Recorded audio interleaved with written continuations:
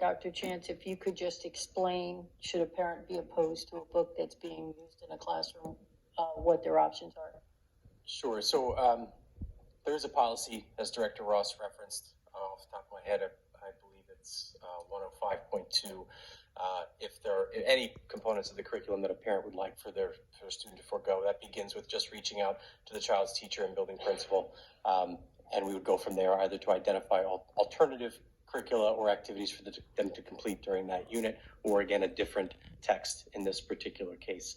I did want to, if I could, use this moment as well. Obviously there's been a lot of conversation and comment. I just wanted to reiterate that, we had a team of professionals that went through a rather lengthy process. I've mentioned before we did use ed reports, but again, I just want to be clear, it was just to narrow down to the 3 that we ultimately examined. And then from there had members of the committee complete their own rubrics based on vendor presentations, meeting with districts, et cetera. And so it was really our team of professionals that made this decision. I also wanted to reference and really, I think, pivot a little bit on something I said last week. And that was, Dr. McNeil, you asked and referenced a review of the books that was done in a school district in Tennessee that I had referenced previously that we had noticed. And I believe your direct question was, did we plan to do a similar review?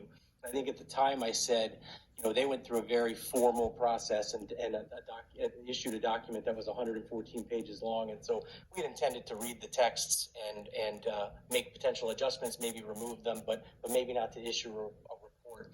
And I think after hearing folks tonight, I think it would be prudent if we did do something a little more formal and transparent. I think it's incumbent upon us as educators to listen to everyone, and so I certainly heard everyone tonight. We have been nothing but transparent throughout this process. I want to be clear that the process was motivated by identifying a ELA curriculum that gives our students the best chance to succeed, and learning those the background knowledge, the language skills that they're required to. We did choose a program that it's rigorous. And you heard some folks talk about that. You've likely heard our teachers talk about that, and Director Ross, you referenced it as well. And so we would just want to continue to be transparent. So I do think it would be in our best interest, and again, in hearing folks speak tonight, if we convened a committee to look over the grades 3 through 5's text particularly. We had folks make some comments about the specific texts that have been out there for the last month, so we would definitely want to review those. I think it would be worthy to add to that list any texts that were mentioned tonight by any of our public commenters, to make sure we reviewed those as well. And I might suggest too, just putting on our website maybe for the next 2 or 3 weeks, an opportunity for anyone who wants us to review a particular book in the curriculum, or wants the committee to review said book, to weigh in on that.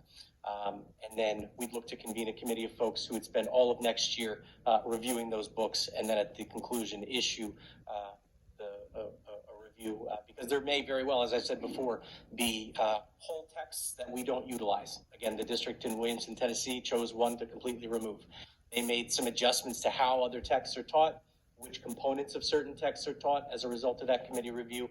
And certainly that's something we've been open to all along. And again, I think this is probably the most transparent way to do that, so that every parent, and Director Bertone, back to your initial question, there is certainly a policy in place so that parents can opt their children out. We certainly would prefer to adopt a curriculum and use resources that every student can learn from.